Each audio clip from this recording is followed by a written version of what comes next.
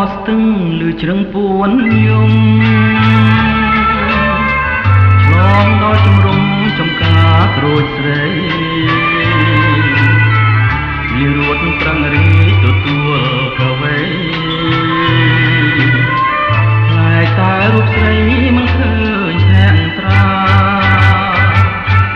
អូនដើរបែកក្រូចបងលួចមើលមុំចំការស្រីធំជាច្រើនហិចតាសាមកចេញផ្លែសង្កែចេញផ្កា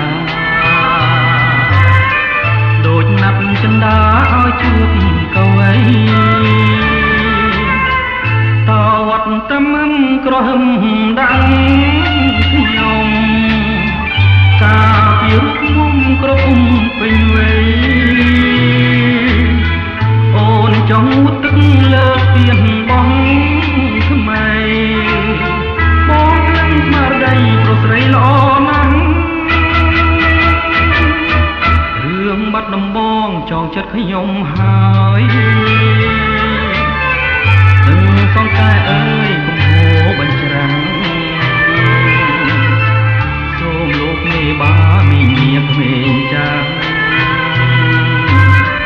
ជួយប្រណិតខ្លាំងដល់កវីផង